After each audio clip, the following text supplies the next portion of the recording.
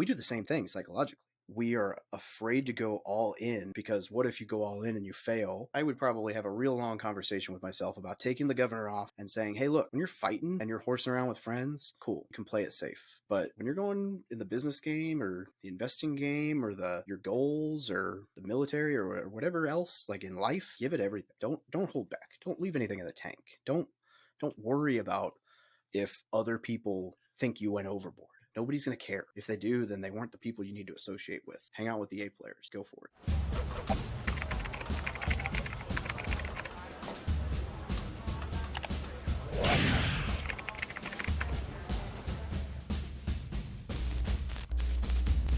Welcome, everybody, once again to Retired at Army, where we dig into all things military transition and retirement. Try to dig into the details and go a little bit deeper into the discussion, and to also highlight the military journeys of transition for military members across all services: Army, Navy, Air Force, Marines, Coast Guard, doesn't matter, active duty, reserve. We try to include everybody and be very, very inclusive. Today, I have with me a very special guest, Mr. David Pere.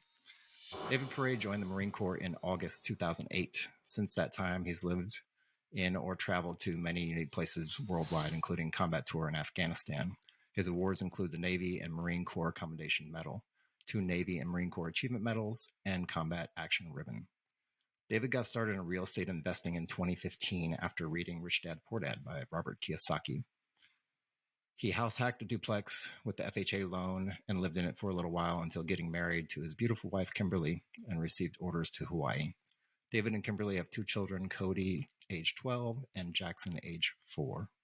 While stationed in Hawaii, David bought a 10-unit apartment in Missouri and was able to use bank financing, seller financing, and home equity line of credit to purchase his property with less than 6% down and on great terms. Through these experiences, From Military to Millionaire was born, with the goal of teaching service members and veterans how to build wealth through real estate investing, entrepreneurship, and personal finance. As a result, he has helped many of his readers increase their savings gap, purchase real estate, and increase their chances of achieving financial freedom. With over 100 units in his personal portfolio, an investor in several other deals, David has achieved financial freedom in 2021 and transitioned from active duty into the Marine Corps Reserves in order to devote his full time to helping service members and veterans achieve financial freedom. David is also the author of the book, The No BS Guide to Military Life: How to Build Wealth, Get Promoted, and Achieve Greatness. Now, I know there's a lot of special words in there in that intro, and we'll get into those in the course of the discussion. But welcome, David. Welcome to the show. Glad to have you here. Well, thanks for having me. And yeah, I should probably go in and update that at some point. You're reading through it, and I'm like, oh yeah, my kid's definitely going to be 6 in like 2 weeks. But oh well. I mean, that's not the most important thing in life, right? Like, I don't know that your listeners are going to be like, David's kid is not 4. I'm sure the internet will fact check everything for us and make sure keep us all on track. To be fair, I don't think Jackson's going to listen to this episode either, so he won't be upset. At least for another 10 or 15 years, you're safe. There you go. Yeah. So let me dive in and take a left turn at the very, very beginning. What does the first 30 to 60 minutes of your day look like, as opposed to what it looked like when you're on active duty? Now that you're not on active duty anymore, how does that differ from when you were on in the service? Ooh, can I give the answer for what it should look like and hopefully will look like again in like 3 weeks rather than what it looks like right this moment? And yeah. So, and I'm gonna preface that answer with the fact that I'm building and releasing my own planner, like 90-day goal journal planner right now, which I was hoping to launch like this week, but Amazon, it doesn't sound like they're going to get me my proof copy until like the 26th. And I refuse to launch it without seeing the physical copy to make sure it actually comes out of the printer right. That being said, the whole reason I built it is because the ones that I were using, like, they were back ordered, and then the other, anyway, the whole story. The one that I was using as the journal that I tried when the one I had used for like 3 years was backlogged. I just ran out of sheets for the daily journal like 2 weeks ago. And I was like, I'm not buying a 90-day planner for the 3 weeks leading up to Christmas. I'm just going to not journal. And it drives me nuts. I feel chaotic without doing it. So that being said, I think the biggest difference really is just what time I wake up. So when I was active duty, I was trying to build the last 3-4 years I was active duty was trying to build this business. So I was up at like 4:15 and trying to get 2 or 3 hours worth of work done before going into the office. And now my alarm is going off at 5:45 or 6. That's the biggest fundamental difference. The actual routine is still fairly similar, and it's, wake up, maybe splash some cold water on my face, take whatever medication, drink some water, sit down and journal, which is really just like writing out my plan for the day, writing out my goals, most important steps for the day, like my 3 biggest tasks to accomplish for the day, what I'm grateful for, those kinds of things. I'll read for 10 or 15 minutes, like a daily Stoic passage and a chapter in a book. And then I'm trying to get to where I meditate. I don't want to say that I'm ADHD because that seems like a victim thing because I've never been diagnosed, but I am just not good at meditating. I don't know if it's because I'm constantly thinking of things or if I just haven't practiced enough. For me, the best way for me that I've found to meditate is with like the help of like ice baths, and it's really hard for me to convince myself to do that first thing in the morning. So I do that in the evening. So meditating often ends up being an evening thing. I'm trying to get better at it in the morning, but so it'll be like, the journal, the reading, goals, that stuff, maybe a short, like 10 or 15 minute walk or some push-ups and stuff to get the blood flowing. But usually it's either that or just straight to the gym. And then, so first like 30 minutes is that bit of the routine, and then generally getting in the car and driving to go work out somewhere, and in the office well, I go to the office to shower. So in the office by 8:15, 8:30, showering, and at work by 8:45 or 9. And when I was active duty, it was basically all of that 2 hours earlier. Let me actually ask you a question about your journaling since you brought it up. I find it pretty important. I've been slacking on my journaling as well, but I do my daily reading. It's kind of a similar morning routine to what you do. Do you tend to just journal in the mornings, or do you also journal in the evenings to like recap the day? I'm supposed to. And the planner that I have designed has an end of day section. It's very short. It's just like an end of day recap. Like, did I do the most important steps that I had outlined? Did I win the day? What did I learn today? Like notes for tasks tomorrow, like very, very short. It's like a half a page. It's not meant to be like a big brainstorm or data dump. It's just meant to be kind of like this is what I got right today. This is what I could work on. And, oh, here's some things I need to do tomorrow, so that the next day you look at it and you just go, oh yeah, I need to write that down this morning. I'm historically really bad about remembering to do the evening part. Just get caught up in time with the family or whatever, and I forget to sit down and do it. And I think part of that is just because as I say this out loud, is because I have where I put the journal. And now that I say that, I'm probably going to try to fix that habit. So right now the journal sits by my laptop out in the dining room, which is where I sit down and do it every morning.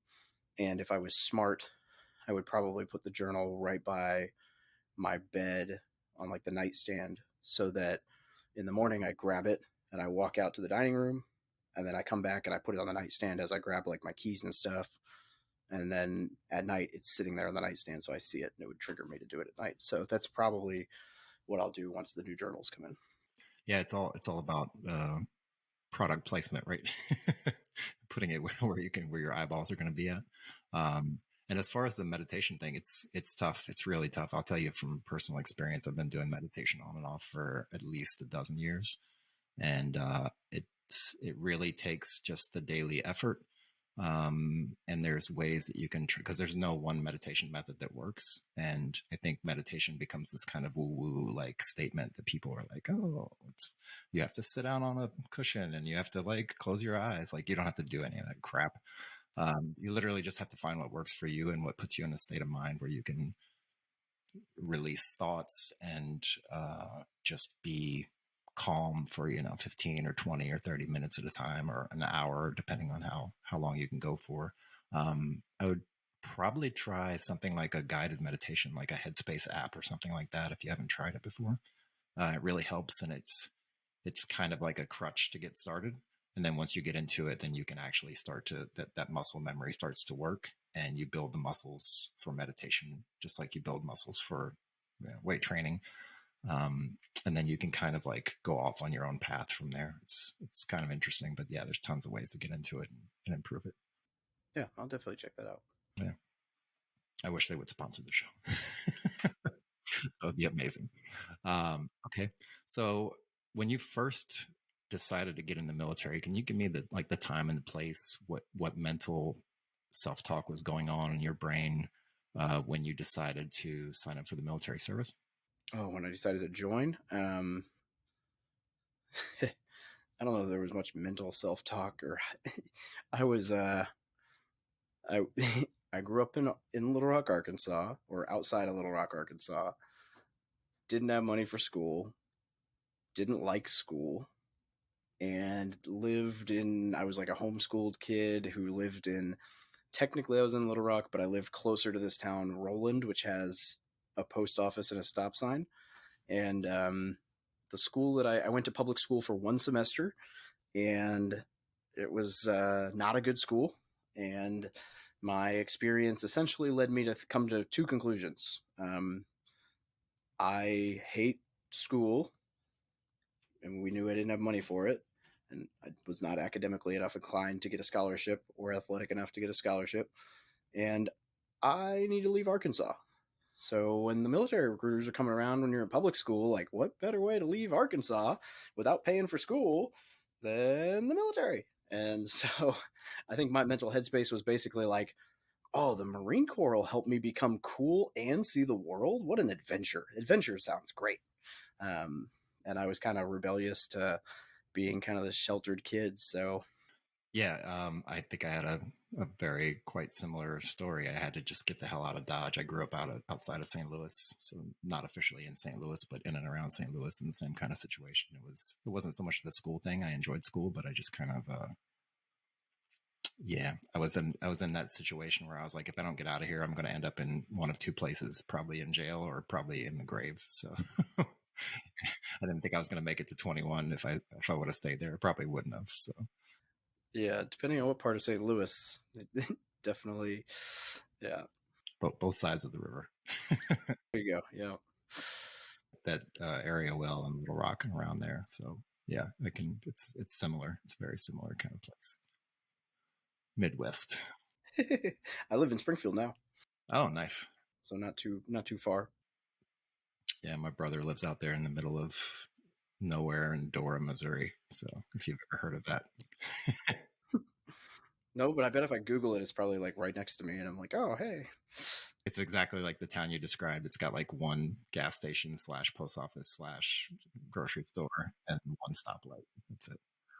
So when you were coming to the end of your term in the Marine Corps, what was the last? I say 90 to 180 days because generally that's coming off of active duty, like that's the crunch time. But it could be longer. It could be the last year or 2 years when you were getting ready to transition. Like maybe could you walk me through what you were thinking about if you had anything planned beyond the military, and then what that last like sort of 6 months or however long it was before you got out when you were doing transition and when you were doing resume building, et cetera, et cetera. Yeah, I'm kind of a nut job. I would say I'm a different case than most when it comes to that, in the fact that I was probably more prepared than most people, but also in a completely different way. Um, like, they tell you you have to build a resume for like TAPS or whatever. And when they sit you down and they're like, okay, we got to go over your resume, I basically pulled up my net worth tracker and was like, I have 100 rental units and $700,000 worth of equity. I make more money in cash flow every month than the Marine Corps pays me. And I have a full-time employee who I pay more than the Marine Corps pays me. I didn't really waste my time with a resume. I'm not working for anyone else. I'm not taking a job. I'm not really worried about it. And the lady was like, okay, signed. So for me, it was weird. For me, that last 2 years, I was really torn on getting out. And it really boiled down to fulfillment. And for me, a lot of it boiled down to the more I got promoted in the Marine Corps, the more I found myself in desk positions, and I kept volunteering for like the adventures, but the war had ended, the adventures went away. The more you get promoted, the more you get desk jobs. And unfortunately in the Marine Corps, a lot of times, if you're good at your job, it means that they're going to keep you at the head shed and send the other people out on the adventures. And I was not bad at my job. So my last 6 promotion reports, I think 5 of them were hundreds, meaning, top graded by my reporting officer or reporting senior. And so, I don't say that to brag. I just say that to, like, I was doing well enough that it was making my job really boring for me, and it was not fulfilling. I was at a high enough level command that as a E6 with 13 years, I was on a slow promoting MOS, E6 with 12 years under my belt, almost E7, now technically E7, I guess. I was one of the lowest ranking guys in the command. So I didn't have Marines under me. I didn't have, I went from running a motor pool and convoys and stuff to like working with civilian convoys of semi trucks, and just not fulfilling. And, reporting to colonels and so I'm not feeling fulfilled in the Marine Corps at the same time that COVID happens. And then I'm working, my family had moved back to Missouri, and I'm working full time on my real estate business and my brand and everything else. And one day I kind of look up and I realize I'm working on this from like 4 to 6:30 in the morning, and then from like 6 to 8 at night, and maybe on the weekends. And it's all of a sudden it's making as much money as the Marine Corps is paying me, and I'm not beholden to anyone. I'm making my decisions. I'm making the calls. I can work if I want to or not, and shut something down or turn something on, or I don't have to, it's me, and it's fulfilling, and people are appreciating what I'm doing. And so it was like all of a sudden this one thing started to make just as much money, but the fulfillment meter was so much higher. And it started to say like, okay, this will allow me to spend time with my family and go home. And this will allow me to do this thing. And it just kind of became kind of an obvious response for me. It was like, it's not about the money. It's about the fact that I can go home to be with my family. I can build something where I'm helping other people. I can control my life, my future. I can dictate what that looks like. And I'm just not being fulfilled by the Marine Corps. Had I still been able to deploy and do all of the things that I really enjoyed about the Marine Corps. And then, oh, by the way, that last year, as I'm really still like trying to confirm my decision, I don't know necessarily. Are you, when did you get out, or are you still? I retired 1 year ago. So last year in November was my official retirement date. Then you were probably right around the same timing. I got out October of 21. So, oh, by the way, as I'm being less fulfilled, hey, Dave, we need to sit you in some extremism training. And now you need to learn about pronouns. And by the way, transsexual training. And I was like, okay, now it's time to move on. This is my sign. Like, I have the choice. I have the ability. I'm not being fulfilled. And now this is enough for me. So it was kind of all those things at once. And really it all boiled down to the fulfillment. Had I still been enjoying what I was doing, I would have stuck around. But the last 6 months, so I did 4 months of SkillBridge for a real estate company here in town with my real estate license. And so that was cool. That was unique.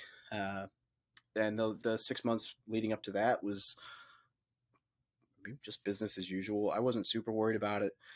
It was just a weird experience for me.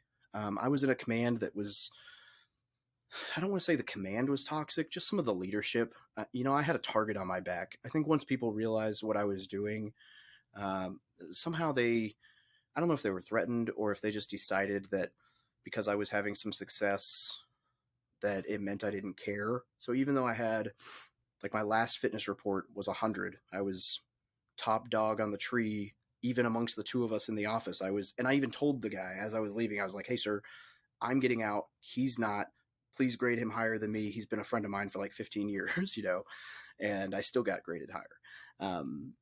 And so, despite that, I was getting, I had a target on my back. I mean, I had a lieutenant colonel who was, uh, you know, would make it a point on conference calls to just make sly remarks about wasting my time podcasting at night rather than working on the Marine Corps, or trying to leave the office at 4:30 on the dot so I could go do this other thing that, but the reality is I was just done with work and I'm getting out of the Marine Corps. And so there was just all this weird stuff going on. I don't really know. I feel like I had another point I was going to make there, but, oh, so COVID hits. We're doing all this stuff. I went to do TAPS, right? TAPS is a DoD required thing for leaving the military. This is how bad my command was towards the end, my leadership. They were so frustrated by my success and or thing. TAPS was virtual, right? Because of COVID. You couldn't do it in person.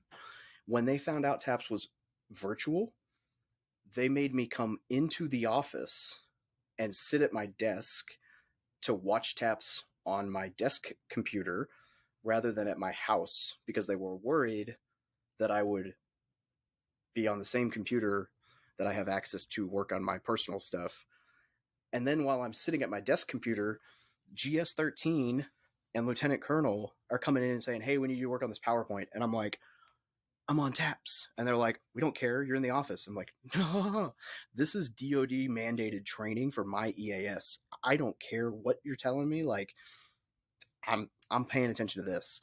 And, you don't really care about TAPS, but it's like, come on, guys. Like, you're going to tell me that everybody in this building who's retiring gets to go to TAPS virtually except me because I have a podcast, therefore I can't be trusted to do TAPS at my house. So it's a long rant. You're bringing up some odd memories. It was a very weird last 6 months. Yeah, no, that's why I want to dig into it, because I know there's always a story behind the story, and maybe that story isn't the one that always gets told, and that's the one I like to dig into because I like to get the details, especially like I assume TAPS is Transition Assistance Program, just like the Army. Yeah, we have the same kind of similar thing in the Army. And yeah, it's DoD mandated, so I'm sure they probably call it the same across all the services. But yeah, I'm glad. Thank you for sharing that with me. Like, I'm glad you brought up those points. And I can imagine in the Marine Corps, it's a little bit more regimented. And of course, like you said, your specific situation, maybe there was some envy or some, like, people getting their feathers ruffled because you honestly, I mean, you did give a shit. You were there in the office and working, but you honestly didn't really give a shit because you had, you set your life up so that you could, you did the 4 or 5 years of work up to that point so that you could then transition easily out and know for sure you have a stable income and you've got security for your family and your children. Like, duh. There comes a point, and this is why they joke about like people who win the lottery or whatever buying their way out of the contract. But there comes a point where when you're sitting in an office with like GS 13s and majors and lieutenant colonels, and you've got a lieutenant colonel or a colonel just lambasting you about how your PowerPoint presentation looked like crap in front of the colonel and the fonts were wrong and stuff. And in the back of your head, you're like, I made $10,000 last month for 12 hours worth of work every week. Like, it's very hard not to be like, I make more money than this guy and he's worried about what color font I used on a PowerPoint. What am I doing with my life? And like, unfortunately, like, I tried very hard not to show any of that, and I don't know if I showed it or not to him. but he definitely like there were a couple times where there were a few different people in the office who it showed. In fact, it's funny because I'm technically still a reservist with that unit in the IMA, and they haven't called me yet in the last 51 weeks to drill. And I've called and been like, hey, I have until March to do my 30 days. Are you guys going to use me? And the GS-13, who didn't really like me, is like, no, I don't know if we need you. Like, he just doesn't want me to show up to drill. So I'm going to legitimately fall out of the reserves because this guy just doesn't want to afford me the opportunity to drill. Didn't invite me to the ball. Didn't even tell me I got promoted in the reserves. I found out almost a month later when I got a notice in the mail about something else and was like, it says I'm a gunnery sergeant. That's weird. Like, it's so weird. I'm like, oh, well, these guys really don't like me. And on that same note, I mean, you don't just, after 13 years, you don't just have to do reserve time. Like, you chose to stay in some form or capacity in the service. Um, so let me just preface it with kind of a question that kind of leads into what I'm trying to get a point to. Um, what would be the one thing that you miss the most about being on active duty, and what was the one thing that then kept you to the kept your attention to the point where you're like, I would really like to continue this as a reservist or an IMA soldier, at least because I still enjoy being a member of the armed services. I still enjoy being a Marine. What would that be? I think the thing that I miss most is the people, being around Marines. Um, and I think the thing that kept me, as I was debating the reserves, there were a couple things, right? One is that I'm not going to point all of the fingers at career planners. The way that they explain how GI Bill is transferred is done very poorly. And so during my reenlistments, the question was, do you want to transfer your GI Bill right now? And I would say, can I do that later? And they would say yes. And I'd be like, oh, okay, I'll do it later. It was not explained that you can only do it during a reenlistment. And if you don't do it right now and you don't reenlist again, you will not be able to transfer. And so we recommend that you transfer 1% to your kids. That way, in the future, you can change the percentage at any point in time and you're covered. But if you miss this chance, then you're screwed. So a big point for me was the reserves so that I could actually transfer my GI Bill to my kid, because I had missed that boat, because I had had that conversation and thought I was going to be able to transfer it down the road. And because I was not staying in the Marine Corps, I wasn't going to be able to. I still might not be able to, because if I drop out of the reserves, I miss that service obligation. And so I won't be able to transfer my GI Bill to my kid. But so that was one. TRICARE was another benefit, obviously. But the main one, other than the people, was one of the main reasons I reenlisted the time before that. I was with 3rd Marine Regiment, and at like 6:30 at night, we got a mass text that said, all staff and officers, all hands, chapel, 30 minutes, and no idea what it was. And they were like, we don't care about uniform, we don't care about anything, as you are here now. And it was during time that Russia or China, one of them was being stupid, Korea, I don't know, one of those big four.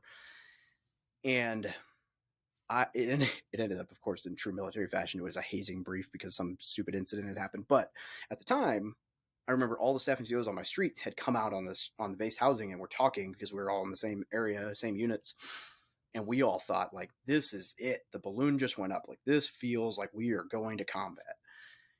And the adrenaline and the excitement and the adventure and the feelings that all came with that, I was like, I can't hang up the hat. Like, this is what I wanted.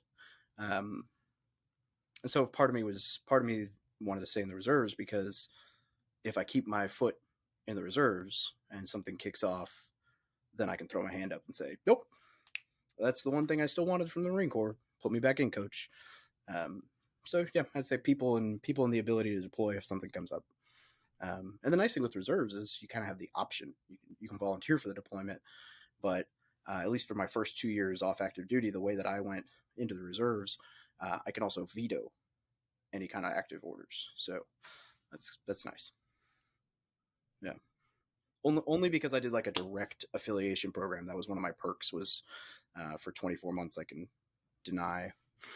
Yeah, it's fascinating, and that's why I like being able to bring on anybody, since it's my podcast and I can do whatever I want.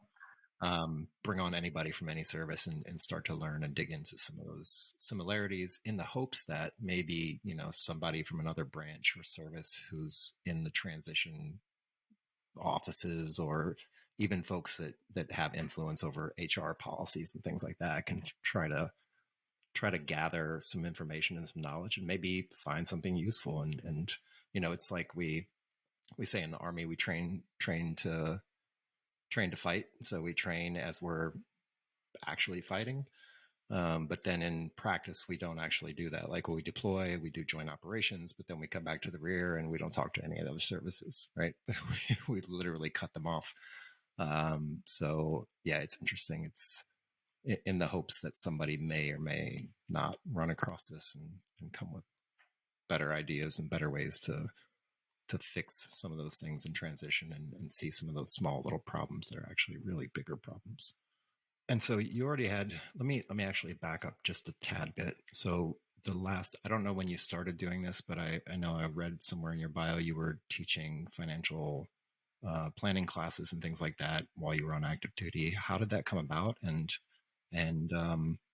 how was that? Did you feel like it was a really successful thing? Did it bring you joy? Well, like everything the military does, they kind of suck the fun out of it, right? It's like jumping out of airplanes, right? Anybody who's airborne in the Army will tell you. In fact, I have a lot of friends who are or were airborne in the Army who have never jumped out of a plane elsewhere because it ruined the experience so much they refused to try it recreationally, which is funny because they would probably enjoy it recreationally. Or the Zodiac boats, the recon guys, they're like, yeah, it looks so cool. It's the most miserable experience in the world. No, so I volunteered. Most people get voluntold because it's not a school that people want to go to, but it's just a collateral, like a B-billet course called. Every branch of service has something kind of similar. I don't know if the term changes per branch, but in the Marine Corps, it's a command financial specialist. It's a week-long school, basic finance stuff. I mean, auto loans, thrift savings plan, VA loan. I mean, it's very basic level stuff, budgeting, credit, whatever. Um, the reality is that I already knew 90%, 99 or 95% of what they taught in that course when I went through it. I volunteered to go through it for two reasons. One, I thought that if I'm talking about all of this stuff to service members and vets online, I was kind of worried that somebody might say something to me about not having any kind of credentials at all and helping service members. So I was like, hey, if I've gone through this course and someone tries to say something, then it's like, hey, look, the military told me they think I'm qualified to talk about this stuff to units, so I should be allowed to talk about it in a blog. I figured that kind of gave me at least enough credibility to feel comfortable talking about that stuff. And two, I thought I'd be able to help my unit, right? I was like, I can run these courses and classes and teach service members. And I did get to do in like a, like safety stand down or like big brief. I got to do one or two all hands, like 45-minute presentations, basic finance stuff. And those were very fulfilling. I got really good response. I helped people out. In fact, just the other day, a gentleman I think he's a major now in the Navy, who's a medical officer, reached out to me and was like, hey, I don't know if you remember me, but I sat in that class like 4 years ago and told me a bunch of stuff he's done. And one of them's like bought a house that he made like $300,000 or $400,000 on when he sold it. And, like he's done very well. And he was thanking me and I'm like, oh, well, that's really cool. So like, it was fulfilling in that regard. Outside of that though, what it turned into, what I realized very quickly is while I'm trying to use this command financial specialist thing as like a, hey, if your service members thinking of buying a car or thinking of getting married or, I'd love to come talk to your unit or your platoon or give a class or do a lunch and learn and help your service members learn how to invest. Please let them come hang out with me and let's teach them about this stuff so they can be successful. What it quickly turned into is the only people that ever came to talk to me was when like Sergeant so-and-so drags in PFC Dum Dum and says, this guy bought a Mustang with 30% interest loan. How do we fix this? Or this guy just got married to a stripper. What do we do now? You know? And so all I did as the command, or it was like, I'm EASing, please sign my budget, you know? So it's like the only thing I ever did in that billet other than the like 2 classes was basically like, I already ruined my finances. What now? Or I just want out of the military. Please sign this thing that I don't care about. So it wasn't nearly as fulfilling as I had hoped it would be, but apparently I helped 1 or 2 people. Do you get a chance to go back and revisit some like military units or go out and do any public speaking for any of the military units out there? Not yet. Hopefully one day.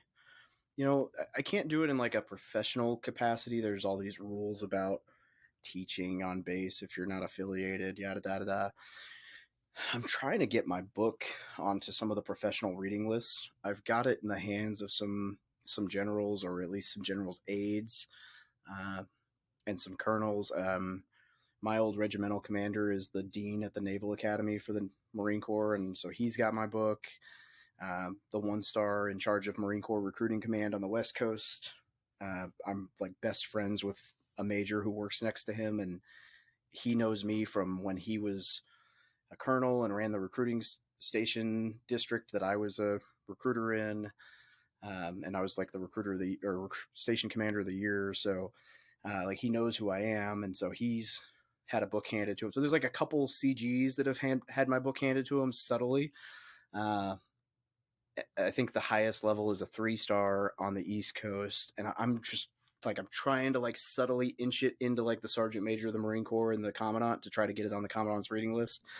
I would love, if the opportunity ever unfolded, to go to some of the big bases and just, yeah, no pitch, no selling of books, you know, just talk. Just like, hey guys, you use the VA loan, the TSP, and I'm gonna sell you crap. I don't, whatever. Like do this, set yourself up for success. You know, and I'd also love to get my book in the PX, but that's apparently a royal pain in the butt as well. You know, there's all kinds of hoops to jump through. Yeah, I find even trying to get in contact with like the PAO on base and get some base media access, even for things like that, so I can potentially go to like the TAP office or to the VA office on base and have some professionals who are in the trenches every day doing good work to try to get people transitioned as easily as possible on the show, so that I can talk with them and let them tell, you know, their stories and tell about how they do things and give some quality information. But it's tricky. It's tricky to navigate those waters. It really is. Let me ask you a question that maybe will bring up some more things in the past, but we'll see where it goes. Have you ever had a really, really big failure moment in the course of the military, or even in the course of your entire life, that you look back on now and you think, hey, that actually set me up for this success that I'm experiencing now, whether that's personal, professional, with your marriage or anything else?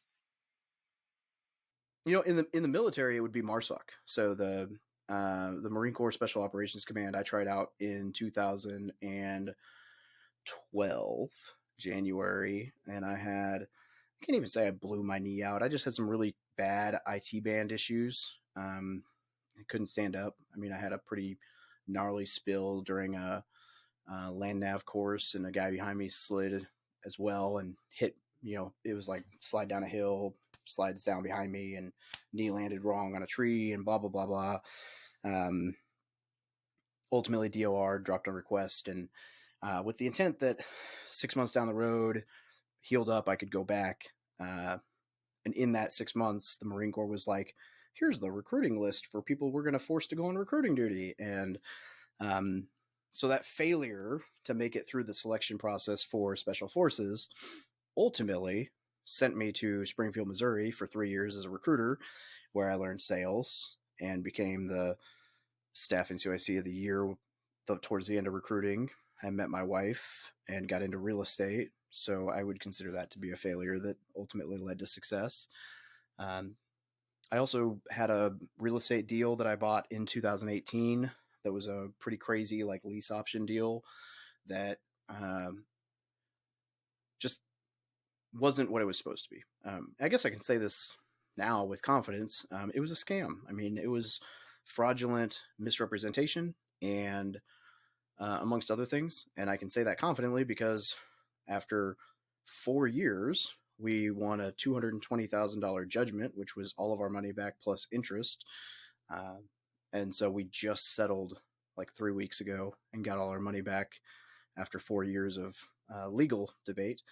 And, so that was a pretty gnarly failure with a lot of lessons learned that I would say ultimately will set me up for success just because it taught me a ton about how to do business, who to trust, the legal process. I mean, talk about an education, 4 years of litigation uh, with real estate stuff and trusting your gut and going through a process when, who knows what's going to be the outcome uh, just because in your gut you know that you're right. To come out the other side is it's an interesting beast. Yeah, thank you for sharing that with me. I appreciate your candidness on that. It's a tough question to answer sometimes. Um, how do you feel about mentors in business? Do you think they're important? And do you have a past mentor or even a present mentor who's really, really, truly impacted your life greatly? Yeah, I think they're critical. And I don't have a specific like a single mentor. Uh, I've had a lot of mentors in a lot of ways for a lot of things. And I would consider one of my main superpowers to be networking.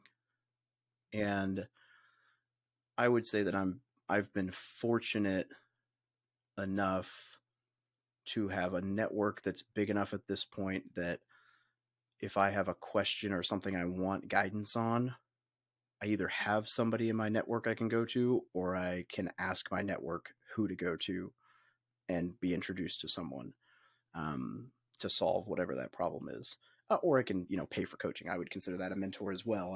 I've done that with executive coaches or whatever, or mindset coaches. But, if I want to learn about wholesaling, I actually got into a wholesaling coaching program for free because the guy who runs the program is a really good friend and allowed me in because he thought that if I did well and succeeded, that I would bring other people into his program, which worked out for him.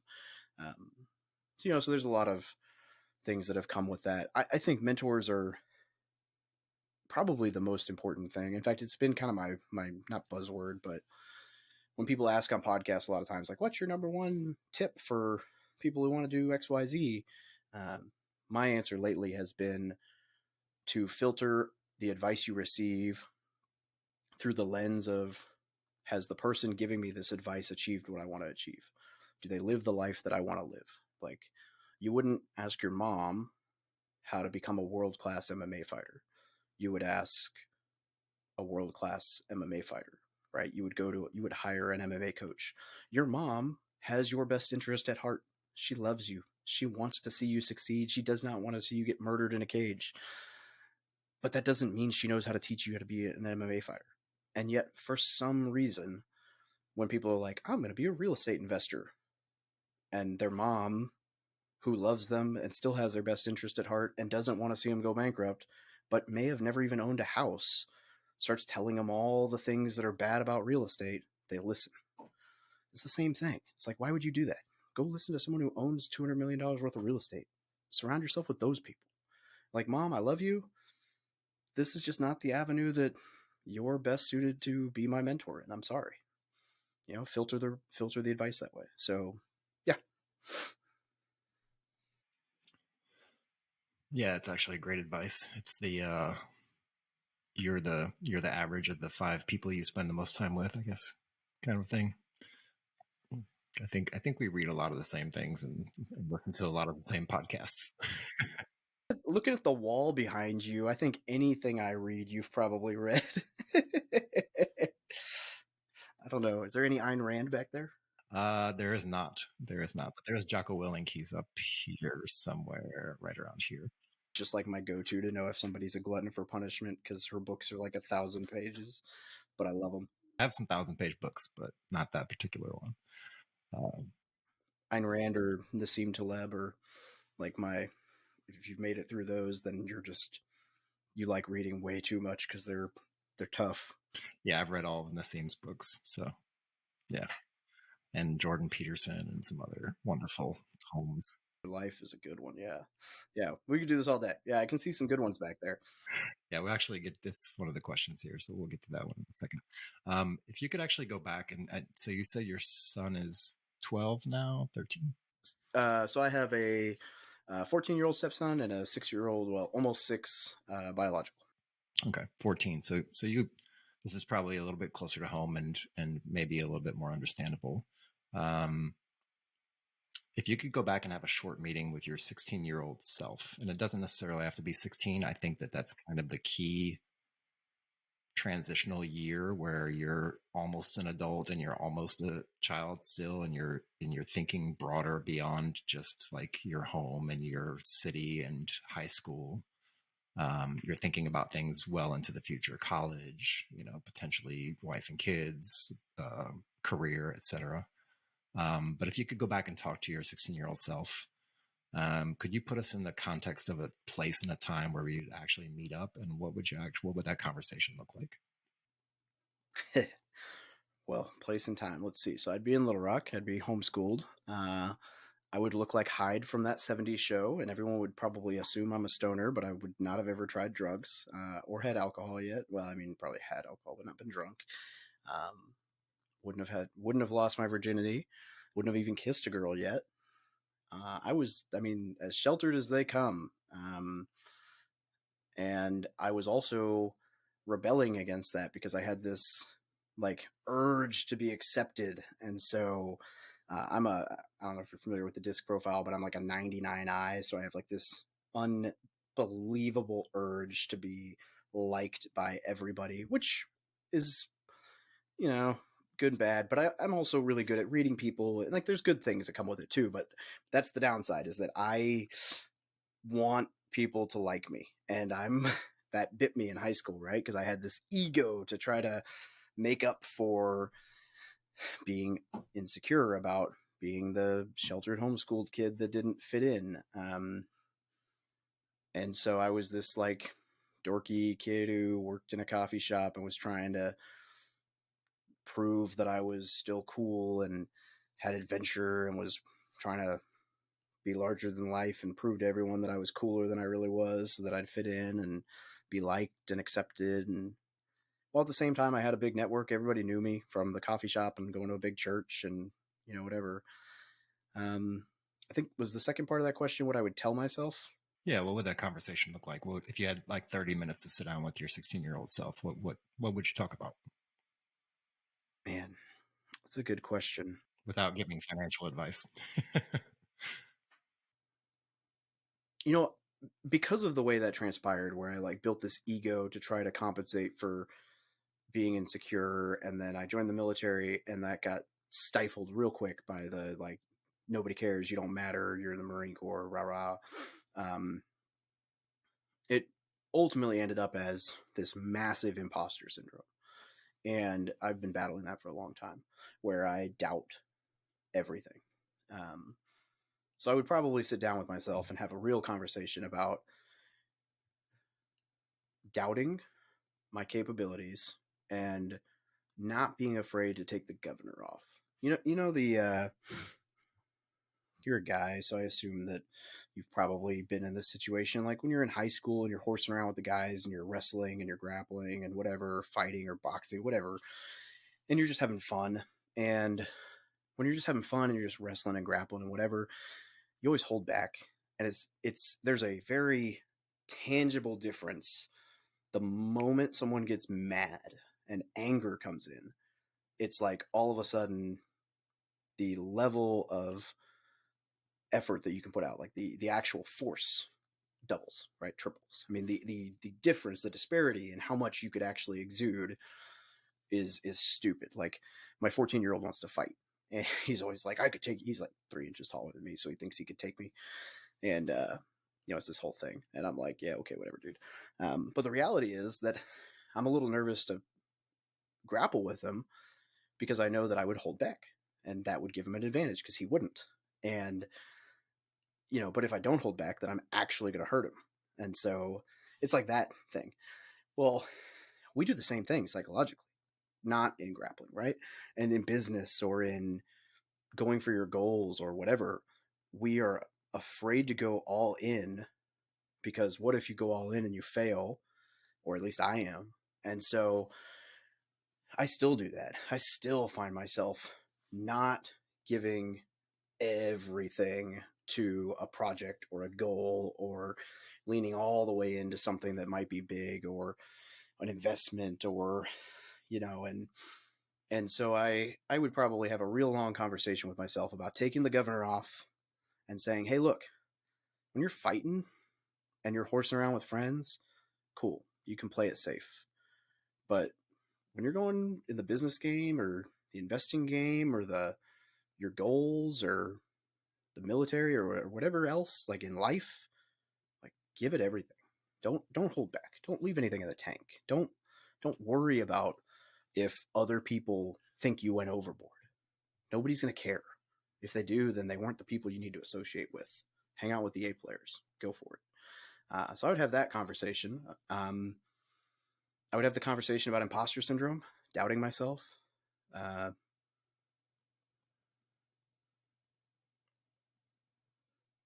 probably tell myself that weed is actually really awesome. And I shouldn't hate people for enjoying it as much as I hated on them in high school. Um, I wouldn't know that though because I've never tried it because DoD. But now that I'm about to be out of the reserves and Missouri legalized it, I'm going to try it eventually. So it sounds better than alcohol. So man, I don't know. I mean, those are probably the big ones. Maybe I don't know. Don't geo bachelor if you don't have to because the 2 years of marital problems that it causes are not not worth it. That was a decision we made that didn't have to be made. Yeah, again, thank you. That's I really appreciate your candidness. I'm super pumped that I have you on the show because I really like having these kind of conversations, and this excites me and makes me happy. No, thank you very much. Um, so let's go in the complete opposite direction. If you were allotted, let's say, 20 minutes, which is about the average TED Talk, 2018 minutes, I guess, maybe. Let's say 20 minutes to give a briefing or say like maybe a keynote opening to some training for a group of military members who are transitioning out of the military. What would your topic or thesis be based around?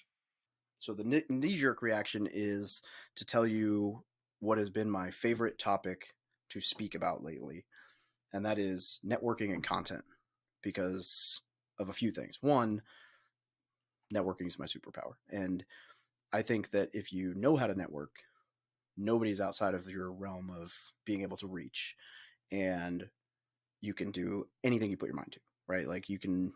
I mean, I've had a podcast for 3-4 years. I don't put nearly as much effort into it as I should. My outreach isn't there. It's not sponsored. I have no employees working on it. I just do everything myself. And I put almost no effort into guest outreach other than like the occasional like email, hey, would you be interested in being my podcast? Very rarely am I actually reaching out to guests. There's maybe 2 or 3 big guests that I've ever sent more than one email. Like I'll send a email and I don't like follow up, except for like Patrick Bet-David. I have hounded Patrick Bet-David's scheduler for like months, and I'm never going to hear back, but like every 2 weeks because I want him. But I've had Grant Cardone on the show, Robert Kiyosaki, Brandon Turner, Pace Morby's recording next month, Ryan Pineda, like all these big real estate people, the CEO of Bigger Pockets, the biggest real estate forum in the world, on my show, just from networking and making connections with people. About to have, hopefully, making a connection next week with Cameron Herold, the author of Vivid Vision. Hoping to, I don't even know if I want to say this one out loud. I don't know if it's going to happen, but a friend of mine is trying to make an intro because he just met and had dinner with, I'm not going to name any names, but a former Marine who is most recently known for his role as a Sith Lord in the most recent Star Wars movies. So trying to get some, but so all that being said, like networking, I think is like a great way to open your door, especially like leaving the military. If you can network your way around, like you can do anything. Content, I think building a brand, having a podcast or building a brand opens so many doors. Like my real estate is great, but if I had to choose between losing all my real estate and keeping my brand, or losing my brand and keeping all my real estate, I would lose all my real estate. I could rebuild my real estate portfolio much faster with my brand in place than I could rebuild my brand with the cash flow from my real estate. And you can do so much with a brand. So anyway, all that being said, I really enjoy giving that presentation because in my sphere, they talk about houses and all this stuff, which is great, but they don't talk about the fact that like, because I built this network and this community and built the content and people just naturally, organically find their way into my network, I can send an email. I literally did this last month. A friend of mine needed $685,000 for 30 days to bridge the gap on a loan for a hotel they were buying. I sent an email. 4 people responded. 3 said yes. 1 person funded it 4 days later. Like, that's pretty cool. And I'm actually I didn't know this, I didn't ask for this, but he's actually going to give me 1 point, so $6,850 as a thank you for helping him raise the money for the bridge loan, which is great. Like I made $7,000 for sending one email. But that was through networking over, like, all 4 of those 4 guys. 3 are people I met, two on Instagram, 1 in my Facebook group. The 4th, this is where it's crazy, the 4th wasn't in my network. Somebody on my email list saw the email, forwarded it to this guy and said, "This seems right up your alley. If you're interested, reply all." And he replied all. Now he's in my network. So anyway, all that being said, I love that topic because it's like, hey, there's literally nothing you can't accomplish if you build a community around something you're passionate about and get people involved. There's so much opportunity there. So I love talking about that because it puts the ball in your court for whatever you want to do. As far as like a actual legitimate profound topic, I would probably just talk about, I'd probably try to combine like the VA loan house hack, which is like the tangible, like, hey, this is how you can avoid going homeless, and finding your purpose, because I think that solves the 2 biggest struggles that service members have when they leave the military. The biggest risks people always think of when they think of vets leaving the military is ending up homeless or ending up killing themselves. And I think if I can teach a service member how to buy a house with very low or no money out of pocket, and buy a house where they can do it and have the tenants paying their mortgage, that's huge. You're probably not going to go homeless. I don't know what that talk would look like. I haven't figured that out yet.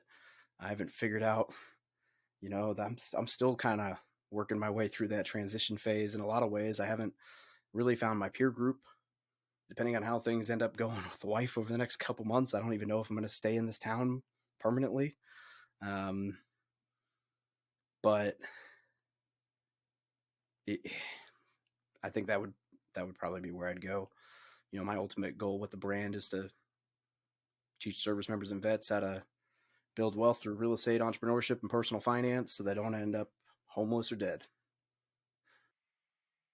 Yeah, I actually like the knee jerk reaction. I think I mean, they both kind of tie into each other, right? And it's actually one of my questions about personal brand. And I kind of want to pull the thread on that a little bit. So the way I hear you telling me about it, as far as how that talk would look or how it would be structured, um, you talked about personal brand, you talked about finding your identity.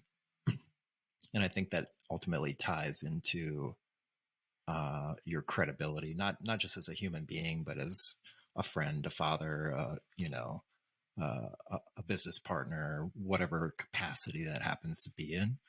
And I'm trying to connect the dots between it. That's why I asked the question, so I can selfishly figure these things out on my own. But um, it seems like it all ties back to the credibility, because when you network with people and people genuinely bring you into their network, or they share your email with somebody else in their network, that's because you hold credibility with them, right? And that credibility just kind of expands from your own network unintentionally, right? It's a byproduct of building a cohesive network of people, and people trusting in you, and you have credibility with them. And then that credibility kind of just radiates out from there into their other expanding groups. And that's kind of like how a network works. It's that network effect where you make friends with one person and they introduce you to two other people. And it's kind of like a pyramid scheme, but not a pyramid scheme. So, um, but yeah, as far as the credibility piece, do you feel like that personal brand is a way to kind of build that up, and not only having other people trust in you, but building your own kind of self-esteem and your own pride in who you are as a person, and kind of leading to that, like what your purpose is in life, and figuring that out. Yeah, it's been huge. I mean, I never intended on the brand being this. It wasn't even my idea to start the brand. Uh, it's kind of a weird story, but I mean, I basically just started it as a recommendation from a friend to help me learn how to write, and the idea was just to document what I was learning. Right, like, oh, I'm learning about this. Let me write an article about it. And then that morphed into, hey, people are asking me this question. I'll answer. Let me do some research on that thing, and I'll write about that one, because now that I've learned about it, I'll answer their question in more detail. Uh, and then slowly it became more positioned as like kind of an expert role as I actually became very knowledgeable and stuff. Um, and so it absolutely came with a lot of credibility and confidence, but it was only because the way that I got there was by, I mean, I've got 300 articles up on my site. I've written a 90,000 word book. I've done almost 200 podcast episodes. I've got 500 or 600 YouTube videos out. I mean, it's the research and the hours and the time and um, so it's credibility. Yeah. And it's also like the evergreen content where people can find you. Like I did a lot of, okay, if I want a young service member to find me and learn, like instead of somebody who's already made all of the mistakes finding my channel, they find me already because they're looking for me. But how do I get in front of the E1 who doesn't know that he needs to know about basic finances? Then I would try to make videos that are like 5 best duty stations to choose if you're, whatever, or uh, best MOSs in the military. Let's see if I can get them before they join the military. Best branch of the military. Let's see if I can get them before. And as people research it, they find my channel, and then they get into the fold, and so it builds that credibility because they get into the channel and they see all the other stuff, and they see the community, they see the group, and they see there's all these things for sure. So, but I think intellectual property and content, I think it's going forward is going to be one of the most valuable things uh, in the future in a lot of ways. And I don't know. I mean, it's kind of a whole new world. I think we're just scratching the surface of what it's going to be like with personal brands. And when you say intellectual property, do you mean from like an artistic standpoint, like your creative writing or your creative speaking or anything like that? Yeah, yeah. The podcasting and the blog posts and the videos and just really anything that you put out there. I think there's a lot of value to that. I mean, brands are willing to pay for your endorsement as your community grows, um, which is something you got to be careful with. But uh, there's a lot of opportunity that comes with the personal brand as well because they see it as credibility. And so I think the content stuff, I think there's a big upside for sure. Yeah, it's going to get very, very interesting, especially with the crypto movement now and with NFTs. And I don't know if you're digging into any of that. I mention it here and there, sprinkle little bits of it throughout the podcast and throughout my posts because of the fact that it's something that I'm really closely engaged with. But also, I think people are going to, I mean, people are going to miss the boat either way, but it's definitely one of those things that you can get in early while it's still early and position yourself so that you at least understand it, understand how it works, understand the ramifications of it, the the reach and potential of what it can possibly do, especially with things like IP, where you can lock your IP down completely and put it on the blockchain and have it on the ledger that's there and immutable and all those kind of things. So it's funny that you mentioned it that way as far as the intellectual property and how it's going to look in the future. It's drastically, rapidly changing right now. So on that same note, um, if you could make one LinkedIn post that you knew for sure, maybe it was a co-sign post with somebody else that you knew for sure was going to reach at least 1 million eyeballs, and you only had 2 or 3 sentences to do it without making it a marketing post, what would that post be? Like if you wanted to put something out into the world or put some kind of good vibe out into the world or something along those lines, but not like a marketing post, what would it be?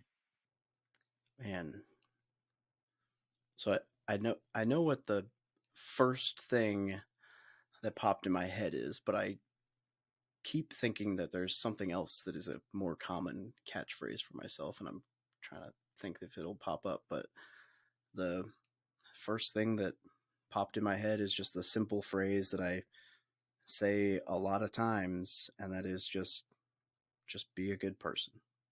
Like most of the world's problems would be solved if people just focused on being a good person. Not what the other person did and not just shut the heck up. Just be good. Don't worry about what other people are doing. And I'm not saying I'm good at it. I'm not saying it's easy. My wife would probably tell you that I mean, who knows, right? It's funny because I've mentioned this now once or twice, and everybody on the show is probably like, wow, Dave must be a real jerk because I'm giving no context at all about what's gone on for the last 2 years. But let me at least assure you guys that I have tried. And it is not for lack of effort and lack of wanting. Um, you know, I'd like to consider myself trying to be a good person, but I don't know that, who knows? But that would be my scream to the world, right? Either that or what my recruiter instructor once said, and this might have been the thing that I was trying to think of earlier, was um, my recruiter instructor when I first joined used to tell me the secret to recruiting is if they like you, they'll join. So that's the sales. That's the secret to sales. If they like you, you're in. So there you go. Be a good person and be likable. Kind of the same thing. Maybe. I don't know. I guess being a good person doesn't necessarily mean anyone has to like you. Because right now, in today's day and age, not to get on the political spectrum or in the whatever, but I don't know if do you have the book um, Coddling of the American Mind hiding back there? Or okay. Well, we won't go down that rabbit hole, but or factfulness, or there's like a series of books that I've read over the last couple of years that all talk about, you know, cultural things and generational differences, and essentially how what's going on in our country is actually not really that crazy. It's just generational cycles, and it's going to happen regardless of anything else, because it's exactly the, like, hey, we had really strong men, and then because of that we babied our kids, and then because of that we, you know, it's like every 80 years there's a cycle, and it's totally predictable that between this year and this year everything's going to go to hell, and then, you know, whatever. All that being said, it's like, it is what it is. But you know, that being said, being a good person does not necessarily mean anybody's going to like you, especially not in today's day and age. Because being good, it's not necessarily what anybody thinks is popular these days. Doing the right thing, not popular. Yeah, I mean, at the end of the day, the trick is to be a good person, and then don't give a damn what everybody else thinks and says about what you're doing. If you know you're doing the right thing and you could sleep at night with a conscience, then you're good. um, is the book that you're referring to or trying to allude to called The Fourth Turning? Yeah, that's sitting right next to it. I was actually just showing this to my assistant yesterday. So I have my bookshelf like broken out into like business books I've read, real estate books I've read, personal development books I've read. There's like different sections. And then there's like under the personal development books I've read, there's like not political, but like cultural books I've read. And on that is like the Communist Manifesto, the Ayn Rand books, Manufacturing Consent, which is like how the media controls the narrative, um, Conjuring or Coddling of the American Mind, The Fourth Turning, Factfulness. There's one or two others, and they're all books that like any one person could read one book and probably be like, seems kind of conspiratorial. But then if you actually dig through like the facts and the data and you read all of them, you're like, dude, there's no way. Like, these are all different authors with different backgrounds, with different beliefs, coming at it from different political spectrums, who came to the same conclusion. Oh, and what's the other one? Arneson, who's like he was a real estate guy who died of cancer, and the book's like Hard Times Create Strong Men, whatever. And his isn't necessarily like a cultural book so much as just like his personal observations about society changing, but he's very blunt about it. I think he died of cancer when he was like 32. Real bummer. Um, but it's all books like that. And yeah, that Fourth Turning book is that's a and then you've got Ray Dalio's new book. That's in. I mean, yeah, but the Fourth Turning is like the book you read through it, and by the end of it, you're like, okay, so between 2022 and 2028, essentially the U.S. is not going to be on top of the world anymore, and we're going to be in chaos. Cool. So now what? um, and it's but at the same time, it almost puts you at peace about, like, you know, everybody's up in arms about politics in the U.S., and you're like, it's not even really politics. It's generational. It's just it's you know, and it's funny because I see it. You know, I mean, my kids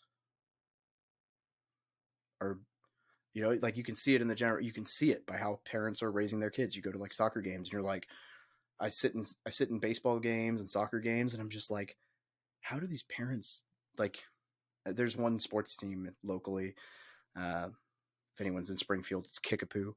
um, I always joke anytime we go to a game, I'm like, do these parents ever get to enjoy a game? Like, all they do is hate everything that happens. Like, they're always trying to fight the refs and fight the umpires and getting kicked out of the games, and nothing's ever their kids' faults. And it's like, it's such a cultural thing. All their kids grow up as sheltered, entitled pricks, and everybody hates playing against them because of it. And it's like, you see it, you know, and you're like, those kids are going to grow up exactly like the book said, but then they're going to raise their kids in that way, and their kids are going to grow up as the strong man or woman who's like, holy crap, this is not right, and it's like, it just makes sense, and every 20 years. And it's, yeah, anyway, we can go down the rabbit hole, but anyone listening, if you want to read a book that'll change your perspective on why the world is the way the world is, man, that thing's got some pretty crazy data points. And he goes back to what, like the year 400 or something like that. I mean, he goes way back.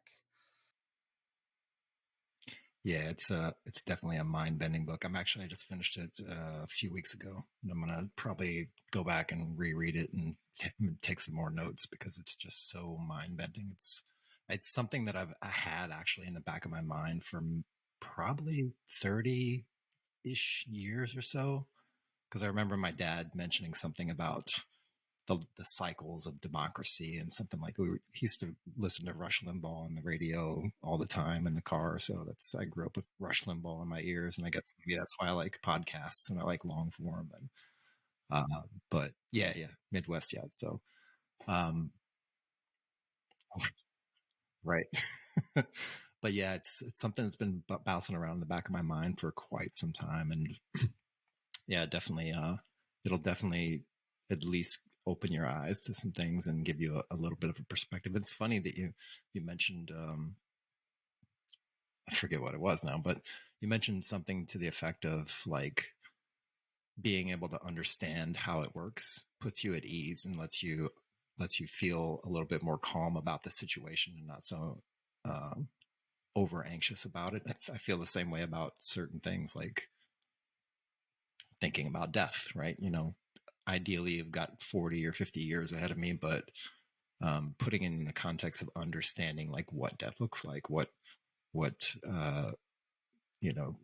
the impacts are going to be of me dying and things like that. And not to go on like this weird kind of deep dark tangent, but it's not really even about that. It's just about understanding and inviting it in as a conversation piece in your mind to be able to then put yourself at ease and reduce the anxiety about death, because the closer you get to it, the more anxious you're going to get about it, unless you truly understand it and you truly have processed it, like what exactly it is. The same with the fourth turning, I think. So now that we've touched on books, many books actually, if you could pick one particular book that has greatly influenced your choices. I know Kiyosaki is in your bio, and it's a great book, and it's actually one of those books that majority of real estate investors and people who deal with real estate investing point to as one of their one or two books that they've read. I don't think I've met any that haven't read that book.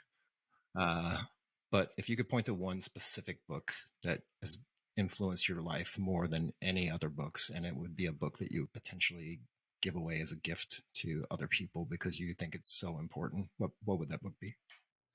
Hmm. Yeah. So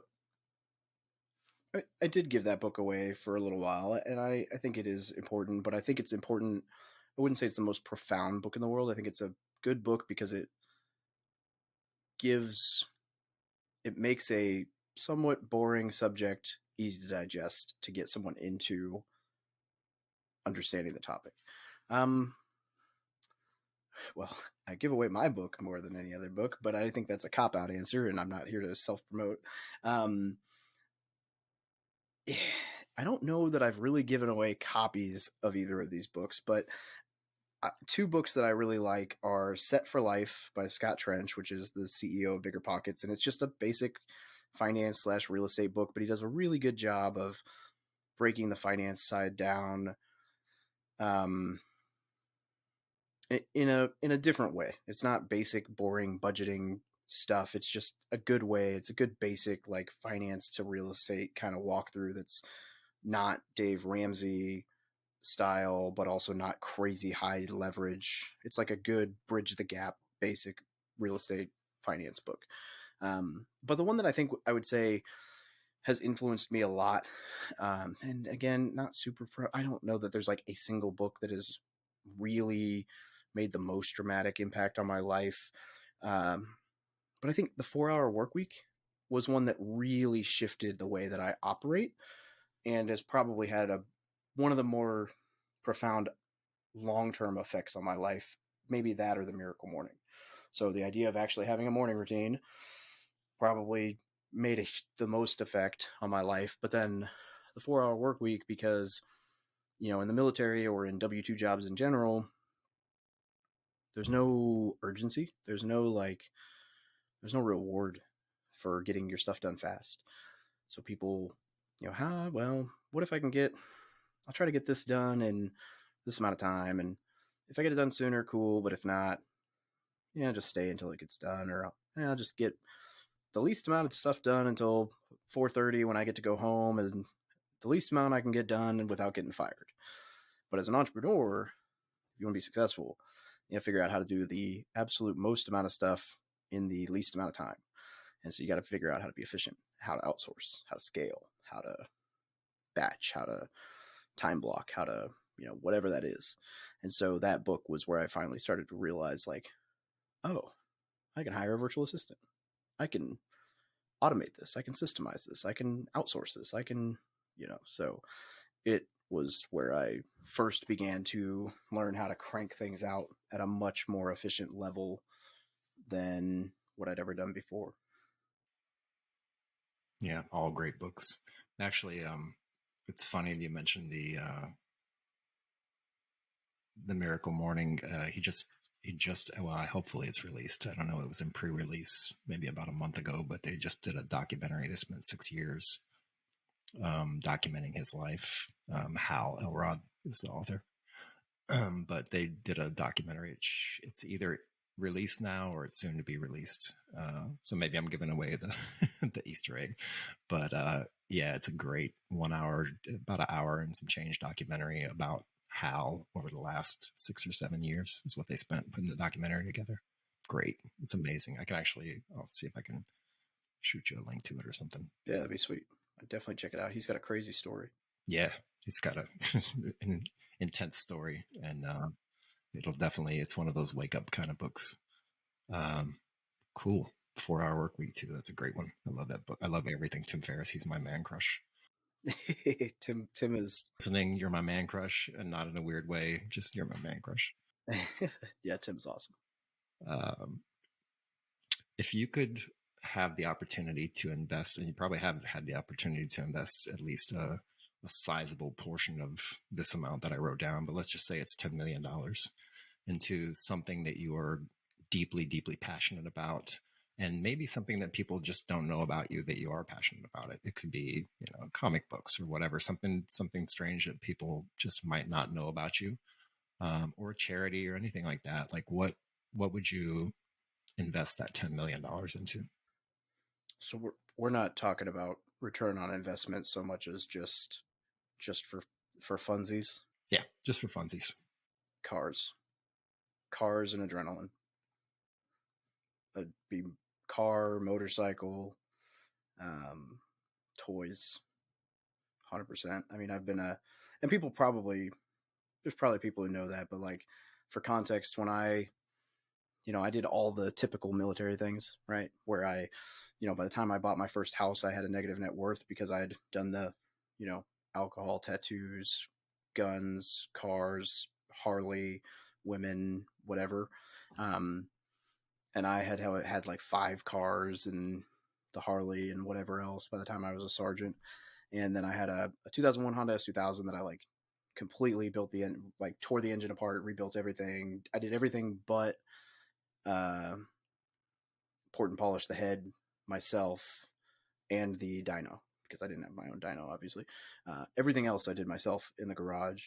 That car was beautiful, and it ran like it was nuts. It had a 2-step. I mean, it was fun. I mean, I still have a picture of it floating around, a couple pictures of it floating around on Facebook. I sold that car to buy a duplex, and then I sold that duplex, and I was about to buy another sports car, and I used that money from that duplex to be half the down payment on a hotel with some buddies. And then I keep convincing myself every time I'm about to buy the next sports car, I'm like, we'll roll this into another property. And the itch is real. So one of these days it's going to happen, but I still haven't bought myself that car yet. So who knows? Do you know what exactly that car is? Like make, model, year? Is there a specific car you're looking at, or you're just looking at something? There's a few. Might be a. I mean, I do love the S2000, but on the top of the list is, there's a Ferrari, obviously, but on the top of the list is a Porsche 911 GT3 RS, Ford GT40, and a right-hand drive R34 Skyline 1998 from Japan. Those are probably top three. The R34, not necessarily because it's like my favorite car, but more because it's just like a middle finger to any car person to show up in a right-hand drive car at a car meet and be like, oh yeah, it's street legal now because it's 25 years old. Thank you. But and you can get one of those imported for like 80 to 100 grand, but you got to pay cash because good luck financing something like that from an auctioneer in Japan. So it's not a. I was talking to a guy just the other day. You can get a GTT, which is kind of like the R34, but it's, not twin turbo and not all wheel drive. Still right hand drive, but not the same. If you're gonna do it, you gotta go all the way. So gotta get the RB26. Yeah, the price has gone up significantly, and not just those, but like all cars is insane. For especially for some of these used cars, like it's nuts. But yeah, that would definitely be a nice car to have. I mean, my sister is a car nut too, and she, like me, and she's always wanted to get an R34 GTR. So, and you're right, if you get the GTST or the GTT, or like, it's just not the same exact thing. No, nope. There's nothing like showing up in a right hand drive at a meet. Yeah, yeah, they catch my eye every time I see them. So. I've been wanting one for many years, but I don't know if it's really on my bucket list thing of things to do. I've had a lot of cars and driven a lot of cars, so I love cars. Don't get me wrong. Oh, but the amount of real estate that could buy me. Yeah. So actually, and yeah, we have a little bit of time. So I just want to dig into some of these other questions specifically about real estate, since that's what you do. It's your specialty, and why not? When you got started in real estate investing, you said you bought a what was it, a duplex, a multi-family unit in Missouri, I believe was the first one, right? What did that deal look like? How was it structured? And did you just jump into it, or did you have to sit on it for a couple of months and think about it? Or Yeah, it was a duplex. I jumped in pretty quick, probably like 3 months, maybe 4 between first book and closing. Uh, I I was I had wanted to buy a house when I first got on recruiting, but I didn't know enough about it, and the recruiters weren't. That you talk about people who don't really know what they're doing. None of them owned a house, and they all talked me out of buying because why would I listen to somebody who doesn't own a house about buying real estate? That of course makes sense. Um, and so when I finally read the book and was like, wow, this makes sense.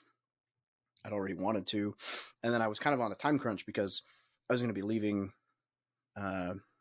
recruiting duty in 6 months to a year. I didn't have orders yet, so I wasn't for sure. And I might've stayed out as a career recruiter. But if I waited until I had orders, then I wouldn't be able to use a primary residence mortgage. So I had to move quick, and my lease was coming due on my apartment. So it was like, I either renew my lease or I make this happen. And so I was paying $550 a month for this 2-1 apartment, and I found this. I was looking at a bunch of different places, but I found this duplex. I think it was like 79,000. And the way it worked out, after all was said and done, my payment was like 675 or something for everything, and the other tenant was paying 425 or something like that. 450. I don't remember. So I was paying 125 a month out of pocket, 150 a month out of pocket, plus utilities. So let's call it 300 a month now to live in a 2-1 that was a little bit bigger, but I owned it, as opposed to 550 plus utilities, so 600, 650 to rent a 2-1. And then when I moved out, it actually was making a little bit of money, and that was kind of my proof of concept. And I used an FHA loan, so 3.5% down. It was like $4,000. out of pocket, which I only had because my Harley got totaled. And so, I used the money from insurance. And, uh, and I only used the FHA loan because the VA lender told me you can only use the VA loan once, so I shouldn't waste it on that property. And that's wrong. You can use the VA loan quite a few times. And it's part of why I'm so passionate about the VA loan, because nobody knows how to use it. And yeah, so that was the first deal. Yeah, that was kind of my experience as well with the VA loan. But that sounds like a very serendipitous kind of thing where the Harley crashed and you were looking either way, and then kind of you found the right property and fell into it, and then you realized after you bought it, after it started making money, that it was actually something that made sense. So the VA loan, the VA loan. Yeah. So let's actually dig into the VA loan real quick. That's a great segue. For me personally, I had to deal with purchasing this property right here. The one that I'm in is actually on the market right now. If anybody's looking for a decent place in Augusta, Georgia, that they could potentially turn into an Airbnb and make a ton of money. I just don't have a property manager worth a damn that I can find to manage it. Otherwise, I would keep it. But yeah, the VA loan process, at least from my perspective in Georgia, so let me just be selfish for a minute and give my side of the coin. I went back and forth with the VA for a couple months about this particular property because of the fact that it's on a commercial, what's it called? The commercial zoning, right? Technically commercial zoning. It's like a C2 zoning. Anyways, come to find out, after I did my due diligence and my research and everything else, I basically had to find out all the information for the VA folks that they could have easily looked up because it's all online. And went back to them with like this portfolio and this like slideshow of everything that I've researched and figured out, and told them like, look, legally I can buy this house with the VA loan money, even though it's a commercial zone property. Commercial zone doesn't mean anything in Georgia, apparently, especially in a residential neighborhood. So yeah, we went back and forth and back and forth, and at the end of the day, I ended up doing all the legwork to give them the information that they should have gave me to tell me that I was going to be eligible for the loan. So give me your 2 or 3 minute speech about DA loans and what you think, and what you think people need to know about them. Well, I'll start with this.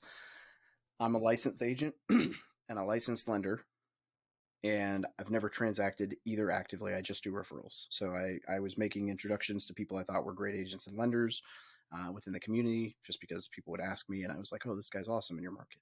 And then eventually somebody was like, hey, dude, if you got your license, I could give you legally, I could pay you 25% of my commission for the introduction. And I'd really like to give you that check, but because you're not licensed, I can't do it. So you should get licensed so I can pay you to say thank you, because this is the third person this year that has bought a house from me that you've introduced me to. So please go get your stupid license. And I was like, oh, that's cool. And I didn't do it. And then after a few months, I was like, there was like 2 or 3 other people were basically telling me like, hey, idiot, we want to give you a piece of our commission to say thank you, and we can't. So go get your license. And so I did. And so I say that not to, because it wasn't some like crazy business that I was like, oh, I can make money off people, but I was already doing it. And I say that just because when I say the next piece, people often are like, wow, Dave's this, I don't know. People seem to think whenever people make money that it's greedy. Over the last 2 years, that referral business has been anywhere from 95 to 120,000 in commissions received, and we've helped people buy right at around 50 to 60 million dollars worth of houses throughout the community. And so I've gotten to see good, bad, and ugly. And the reason I bring up me being licensed is that, having gone through both courses, I can tell you firsthand that you learn nothing about the VA loan. They're like, hey, it's zero down, the VA backs it, and now we're going to talk about the FHA loan. And you're like, that's it? That's all you teach these people? And what happens is, for some reason, people are like, oh, this guy's a real estate agent. He said he knows about the VA loan. Great. He's a military veteran. Or, oh, this guy's a lender. He said he knows about the VA loan and he's a veteran. Or they like go to a big bank and they're like, it's a lender, they've got to know about the VA loan. No, absolutely not. You need a lender who is passionate enough to have read the VA guideline on their own and said, hey, I'm going to read through this crap. Like you want a lender who's willing to go and call the underwriter and say, hey, on this line of the guidelines, here's a screenshot in this email I'm sending you. It says these words, and that means you're wrong. So here's the guideline. Slide it across. There's no, overlay from the bank. We can do this. So I say all that just to say the VA loan gets a bad rep because people are like, you can't do this. And the reality is the VA loan is the single best primary residence mortgage in existence in the US. The problem is banks place their own overlays on it because they have their own, oh, well, the VA doesn't have a minimum credit score, but we don't want to lend on anyone who doesn't have a 620. But the lender wants your business.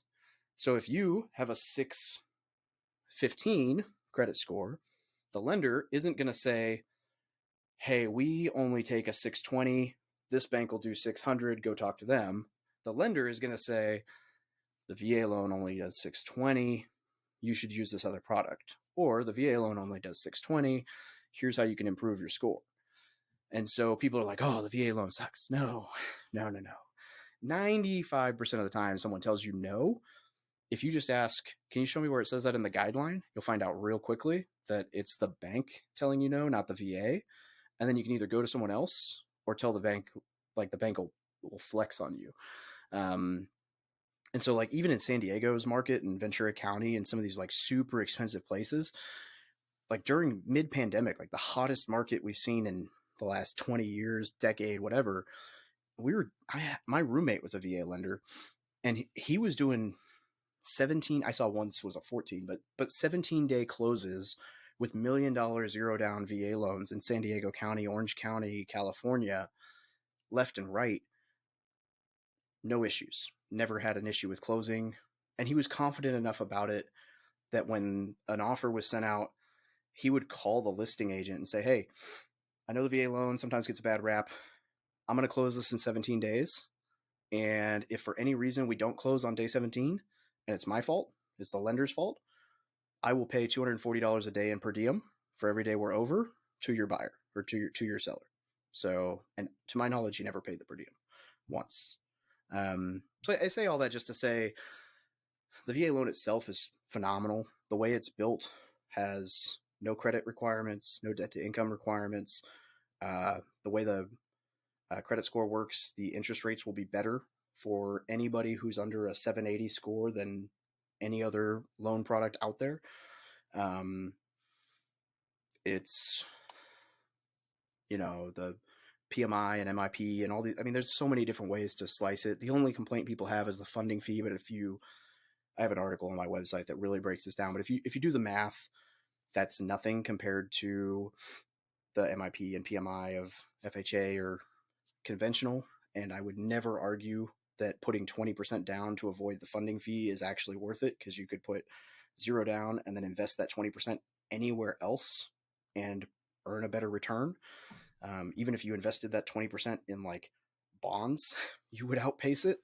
And so, or just kept the 20% in your bank account in case something goes wrong, and then you can actually make your payments with that 20% instead of it just being tied up in equity and you're broke. So, there's just, I could go on forever, but it is, I don't know. It's amazing. You can't beat it. I mean, it's just the best product out there. And people sometimes say the inspection process with the VA, but the FHA inspection is worse. And I'll tell you, the reason I brought up how much volume that we've closed over the last 2 years with referrals is because I've not had a single property go under contract that fell out of contract because of the inspection with the VA loan. Not once. $50 million, $60 million in closings, $200,000 in commissions paid out. That's 25% of the commission. So agents have made, I don't know, what, $400,000, $500,000 off introductions through my network. Well, that's just on the one side. So almost $1 million in commission, like pretty decent volume of deals closing. It's averaged two to four a month over the last 2 years. Not one has fallen out for an inspection, knock on wood. So the rumors are just that. If an agent or a lender tells you the VA loan isn't competitive, it's because they don't understand it. Find another agent or lender. Happy to make an intro. Obviously, you know that means I will get a commission. So, happy to also let somebody else make that intro if you want. I don't care about the money. Also, the way that whole thing works is like, the reason I love that business model is if I make that introduction, like if I introduce you to somebody and you buy a house, you don't pay me. And that agent actually doesn't pay me. The listing agent who sold the house pays me, and only if you actually buy a house. So it's like win, win, win, win, win, and only if everybody's happy. No, no, that's the way I like my answers, long-winded, and I like to go into the details. So thank you for that. Let's, for selfish reasons, we got a few more minutes. I hope. I want to be very respectful of your time. Let's talk about long distance real estate investing, and let me just give you a kind of pseudo scenario. So say someone owns a house, they've owned it for say 5 or 6 years. They got a little bit of equity in it, and they are having issues trying to find a property manager so that they could then use it as a rental property or something like that as they decide to move to another state or another country. How would you approach that, and what kind of resources are out there for someone looking to do something like that? The first thing I would ask is, in this hypothetical scenario where the person mentioned that it might make a good short-term rental previously, is that person interested in trying to make it a short-term rental themselves? And I preface that with, short-term rentals are much more work. They can be much more lucrative, but you can actually automate quite a bit of the process out as a short-term rental. Yeah, so I guess let me just put it out on the table since we're doing that. It's a thing. I bought the house originally in 2017, and I bought it for 2 reasons. I needed a place to stay because I was PCSing here to Fort Gordon to go to a school that was 6 months, and I also decided to go on Facebook to my network of other warrant officers that potentially also coming here for school. And not just that, but all the other warrant officers. And I asked them, like, if you've ever been to Fort Gordon, if you had to PCS there as a reservist or as an active duty person, because it's kind of one and the same. It's a little bit more difficult as a reservist, because you literally have to like PCS by yourself, or you bring your family down and have to do all this crazy crap that you're not used to. And then you end up with, a U-Haul full of crap that you're got to take home because you had to buy all this crap to live here for 6 months. And your wife's going to just throw it out as soon as you get to the door when you get back home. So I just asked, I put out a survey. I was like, hey, what are some of the biggest hurdles you have to deal with when PCSing as a reservist, or maybe not a normal Title 10 person? And so the responses I got back were like transportation, the distance to the base, hooking up all the utilities and turning them back off before you leave, finding the rental contract, getting all that stuff put in place, and the fact that you only have 1 day of travel to get here, right? So you have to kind of do that stuff and then hit the ground running and start school and take care of that stuff in the meantime in between, right? So the secondary nature of the house was, hey, it's got like 4 bedrooms and I'm only one person. So what if I just rented out the rooms at a very reasonable rate, way below what it would cost to rent an apartment, a 1-bedroom apartment? The common areas there, I renovated the kitchen as much as I could for 3 weeks when I moved in, just to make it livable, painted a bunch of stuff, set everything up, got some furniture in here. And yeah, I had 2 people staying with me for that first 6 months while I was here. And then I PCS to Atlanta, which is only 2 hours away. And in between, I had those people give referrals to other people. So I had, people here at 4 months, 6 months at a time throughout the couple of years. And then COVID hit. And then it kind of just went to nothing. And I think they changed the rules with the PCS moves to go to school, or maybe they changed it into a TDY move. I don't know how they did it, but literally the issue is I'm physically not going to be here at all to take care of the property. And the way the property is cut, it's cut in the manner of making it either a really nice Airbnb or even a decent 2 or 3 person kind of co-living space. And it's located close enough to the base where it's literally like 5 minutes from here to the middle of base, maybe 10, give or take. But it's on the one side of the base where there's no traffic yet, because they're just now starting to build out this side of town. Everything else is saturated. So it takes an hour to get in the other gate. It takes 5 minutes to get in this gate. So that's the situation. And what I really like to do is just get out from underneath it. And that's what I want to do. I think I could do it and manage it, but I just don't have the time and willpower to do that, especially from thousands of miles away. Yeah.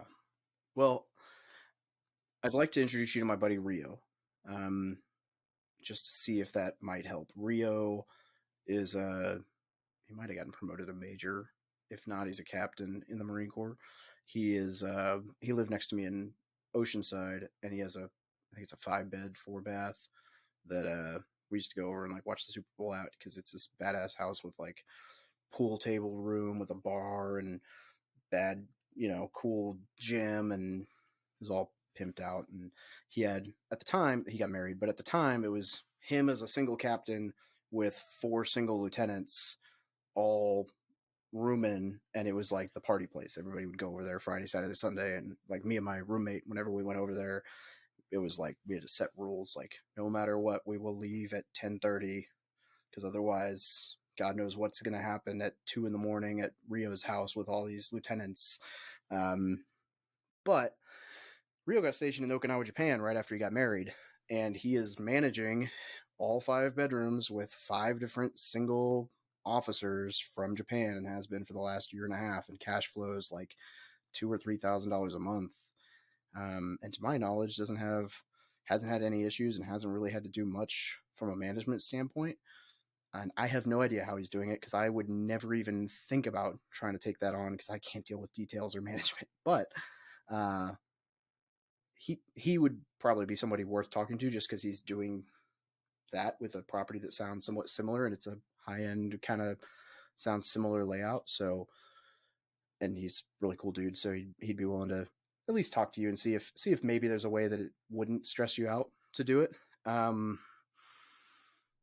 Outside of that, as far as finding a property manager, what I would probably do is I would hunt for local real estate investor groups, either on Facebook or like a local RIA, like a real estate investor association. And I would try to like hunt down some local real estate investors. And I'm trying to think, you'll have to shoot me an email or a text or something when we're done. I can't remember for sure if it's Atlanta or Augusta. And I want to say Augusta is where my friends Soli and Philip, or Phil, both invest. And if so, then I'm sure they have a property manager, and they would be able to make introductions. And that would be easy. So I think it's Augusta, but I can't remember for sure. So I'll double check that. You'll just have to remind me, because I'm scatterbrained, and as soon as we're done, I'm going to be out the door, so I won't think about it till tomorrow. But yeah, well, technically I have it already with my really good longtime friend. I actually bought the property through her, and we've remained friends and over the years. So she's going to be the listing agent for it. So it should go live like January 3rd or something like that. And the market's not bad. I think I can get a decent price, pay it off, and then walk away with some cash. So it's not a total loss in either way.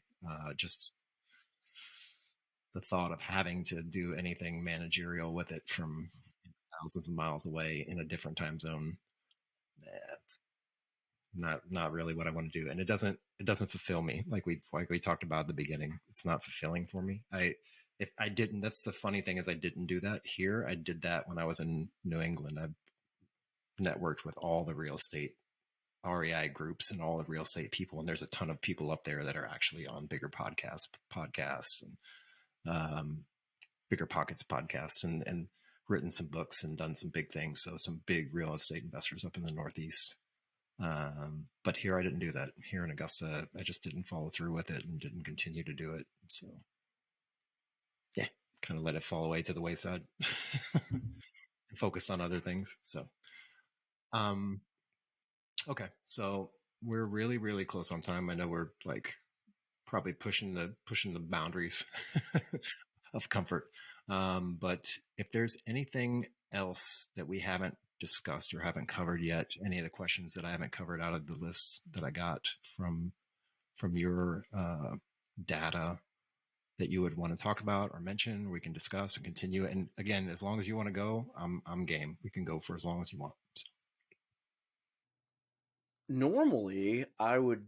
This is where I would insert my comment about advice, but we've already kind of touched on that, and we've already touched on VA loans, and I mean, I don't and content network. I don't know that there's much we haven't. I mean, honestly, I'm gonna have to introduce you to the co-host of my show. He would love this, especially because you've read all of Nassim's books. He'll be man crushing it up. Well, how about this? Let me ask the elephant in the room question, since it seems to be the one that sticks out the most whenever I read through the questions and read through your bio. Um, your income isn't the problem. What does that actually mean? Oh, yeah, that's actually a good one. It's a service member thing, right? I mean, you've been around the military long enough. Everybody's always griping about how little money they get paid. And it's like, oh, we don't get paid enough. The military doesn't get paid enough. The president didn't give us a big enough raise. We don't get paid enough. The BAH isn't enough. They don't understand how BAH works. And so you've got a E3 trying to live in a 5-bedroom house that's meant for a colonel of 40 years. And like, BAH isn't enough to cover my house. No, no joke. Really. I wonder why. Um, you know, it's silly. And so I say that because in every situation when you dig into it, the income isn't really the issue. It's how much money you're spending, right? And that's not a dig at the service member's income. That's to extrapolate that if you don't figure out how to manage your expenses, it's not going to matter how much money you make. I mean, not to brag, I showed my podcast co-host this yesterday because he was saying something. I told him I bought into a new marketing system called Go High Level, and it's like $4.97 a month, and I was trying really hard to get all my ClickFunnels funnels moved over to it because I realized that ClickFunnels was going to bill me for the next month today, and I was like, it makes no sense to not get them moved over because that's $97, and if I just get them moved over tonight, then I don't have to worry about getting billed tomorrow when I already have the new system. I should just get it moved over and save the $100. It's part of why like the system does everything. And he's like, "Wow, you can spend $500 a month on this new system. Like, you must be making a lot more money than I thought." I'm like, "Well, like," so I showed him, and I pulled up my net worth tracker and like my income, my gross through like everything that I am doing, not including my disability, and not including disability. And I'm sure I probably missed something. And I didn't build this part of the tracker until February. But from February until December, so really just February through November, I guess, $313,000 this year gross. So like average probably 30,000 a month. I haven't taken a single dollar ever, to my knowledge, as a paycheck out of the business. I don't have massive amounts in savings or checking because the expenses in the business have every time I make enough money in the business to justify the next level of hire or the next level of product or the next level of service or the next investment or whatever, it goes right there. And so that's not necessarily bad expenses, but it's just to say that you know average $30,000 a month, and I'm not getting a single penny of it. My accountant actually was yelling at me, not yelling, but she was basically like last month. She's like, if you don't cut yourself a paycheck in December, your S corp, the IRS is going to change it back to an LLC, and you are going to lose your tax protection for not paying yourself. And I'm like, I'm probably gonna have to stroke myself a check this month, and then next month contribute it back as capital contributions and figure that piece out next year, and hopefully make enough, actually keep enough to pay myself. Because I'm basically just live on my disability pay, and everything else is just the business. So anyway, all that being said, the whole concept is like, that's at scale. Like, here's this thing that's making $20,000-$30,000 a month that I'm not keeping because of the expenses. And so the PFC who's making $2,000 a month and saying, I don't make enough money. Well, if you're spending all $2,000 a month, then when you get bumped to $2,200 a month, you immediately go to spending $2,200 a month. You're never going to get out of that hole. So if you start the process that way, like, you're screwed. Now, of that 30, right, a decent chunk of that, not all of it, obviously, but like, that's not $30,000 that I'm spending on food, alcohol, employees, whatever. Like that, a decent chunk of that is going to actual investments or a flip that needs renovations or paying contractors or whatever. So it's a different kind of expense now, where it's actually going to come back into the business eventually, or down the road, or as equity, or whatever. But the whole point there is just to showcase, like, a doctor who makes $300,000 a year can be broke. I know that. I know them. I've seen them. I've talked to them. I've coached them through it. Like, why do I make $300,000 a year? Why do I not have enough money to, pay for dinner? I don't know, dude. What are you blowing your money on? Let's look at it. $200,000 car, $800,000 house. It goes quick. And so the PFC who lives in the barracks, eats at the chow hall, doesn't buy a car because he can walk to work and bum rides from his friends, and puts 50% of his paycheck in the TSP when he's 18 years old, has probably got the most potential to start building wealth out of anybody if he just plays his cards right. But so anyway, that's a really weird way to answer that question, but Well, I mean, if anybody, and I'll actually link a couple of them in the show notes as well. But like, I watched the TSP saving video as well today, and a couple other videos over the course of the last week, just doing some homework and doing some research. And yeah, you break it down in there in very, very simple, easy to understand terms, like, if you do this starting at this date, and then you even go further to say, like, even if you didn't do this for 20 years, like, here's where you can start now.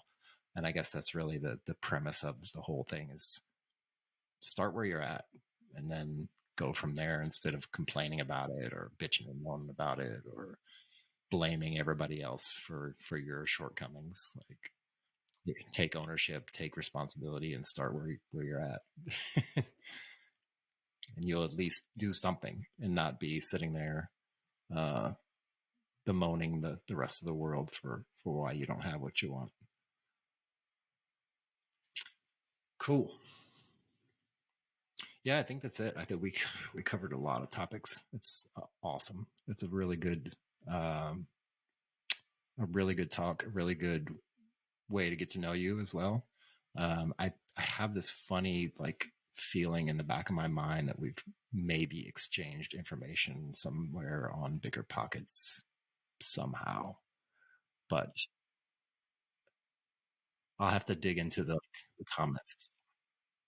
Yeah, I haven't been on in years, but I know when I was on there all the time, and I was always talking about this kind of military, like, lending and stuff like that. So I'll have to dig into it and see if I find any messages in there. when I was active duty and I realized that the active duty computers didn't block me from Bigger Pockets, I was in there every day. And then when I got out of the military, I was like, oh my God, I'm so busy. I don't have time for Bigger Pockets forum. And so I go in there like maybe once a week. I need to get back in there. Yeah. So beyond all that, are there any parting words of wisdom beyond any of that stuff that you feel like you need to get out there, or you think we got it all covered? I think I mean, I think the parting word of wisdom would just be set your financial foundation up right, and then don't be afraid to take risks. If you're young, if you have a decent foundation, you invest in the TSP so your retirement's covered and you got some savings while you're in, and you've got a roof over your head in the barracks and chow hall to cover your food, so you know that you could blow your entire paycheck and you're still going to eat and have a place to stay. Take some risks while you can afford to do it. You know, if you fail at 22 years old and you end up like throwing it all away and everything goes super, super south, re-enlist. Problem solved. Ta-da. Like take some big, I mean, calculated. Don't just go all in on stupid stuff, but take some big risks. If they pan out while you've got that cushion, you'll be fine. But don't wait till it's too late and start taking big risks as a gamble. Take them when you're young, and then you know, don't be afraid to go all in. Take some action. Have some fun, and don't forget to live life along the journey. That's an excellent way to close it out. I appreciate you taking the time and spending all this time with me. I know it's definitely a challenge sometimes. It seems like a very long time, but I try to make it interesting enough, and I hope that provide value to not only the listeners out there, all 57 of them, but also to between the two of us as well. Where would you point people who want to come find you or come contact you or get in touch with you? What are the best resources out there where they can find you? Yeah, if you want to reach out to me directly, Instagram for Military Millionaire is probably the best way. I actually respond to all those direct messages myself. If you want to get plugged into the community, Facebook, the Military Millionaire Facebook group is got 50 something thousand people in it and is probably the best hub to kind of touch base with everything. We've got blog, YouTube, podcasts, TikTok, Instagram, whatever, you name it. We're here. The biggest military real estate investing community in the world. That's right. Actually, let me ask you one real other quick thing and kind of like a shameless plug. Um, can you give me like the 2-minute breakdown for your mastermind and why it's important for people who are interested in getting into real estate or investing, either one? Because I'm sure it's not just all real estate. No, it was actually not even started as a real estate mastermind. It was just started as like the idea of like a mastermind in general for service members and vets who were serious about growth, financial or otherwise. It just so happens that my entire network is pretty much all real estate guys, so it became that. I mean, I'm actually trying to bring it into like more whole marine concepts. So like my speaker last week was a fitness and nutrition guy, and I'm bringing in a personal finance guy, and then I'm bringing in a book publishing coach, and I'm trying to make it more holistic, but it definitely still skews real estate. So the War Room Mastermind group is I'm trying to think of the catchy mission statement, and I've basically come up with the premier mastermind community for service members and vets who are serious about achieving financial freedom and their goals. Um, and basically, it's just we've got like 160, 165 members and growing, and it's a place for service members and vets to come together and get serious about accountability, guest speaker. Like we bring in guest speakers, we do office hours. In fact, in hour and a half, my weekly office hours will start, which is basically like a 1 hour Zoom call where I hang out on Zoom and say, for an hour, you can talk to me about anything. Doesn't matter what, personal, real estate, whatever. Like it's the one spot that people will get weekly access to me for anything. Saturdays, we bring in guest speakers or do breakout sessions and we got like Brandon Turner's coming to speak to the group on the 10th. And so some big speakers, David Osborne's spoken to the group, Matt Faircloth, Jay Scott. There's been some good speakers for sure. Some big ones coming too. And then trying to think of what else we do. Small groups for accountability. And a lot of people do deals, end up doing deals together and networking. And we got people in that group who run. There's a guy in the group who's got a piece of a $10 million business that he's the CEO of. We've got people in the group who run $1 million businesses, guys doing $200,000-$300,000 a month wholesaling. I mean, all walks of life. People who doing their first deal.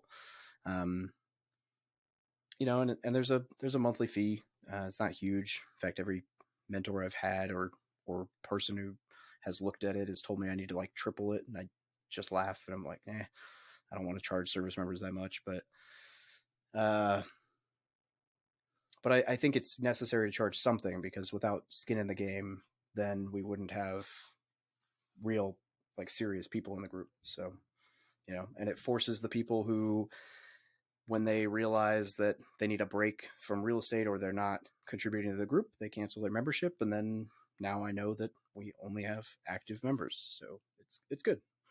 It's been pretty cool to see what's happened with that group over the years. Yeah, I started looking into it and it sounds really interesting. And I would recommend it. A lot of folks out there who are getting into the retirement phase of their life, especially, or even just transitioning members, it's a good way to get your feet on the ground to the next chapter of your career or your life. Definitely. And for the price, it's incredible. We'll link that down in the show notes as well. I just wanted to make sure that I mentioned it because I know it's a really big thing that you're getting put together, and you've got a bunch of really good people in there, and it's incredible value for the cost. Cost to benefit ratio is very very high, or very very high. High value, low cost. So cool. Well, David, thank you very much for taking the time with me. I really truly appreciate you. I went out on a limb and reached out to you on Instagram, so that's how I know you definitely answer your Instagram. Um, and I appreciate you taking the time with me and spending this time today and going through all these topics. And hopefully, maybe in the future, we can sit down and do it again. Um, for everybody else out there, like I said, everything will be down in the show notes. And until next time, have a blessed one. Have a happy holiday and safe holiday and into the New Year's. And we'll see you later.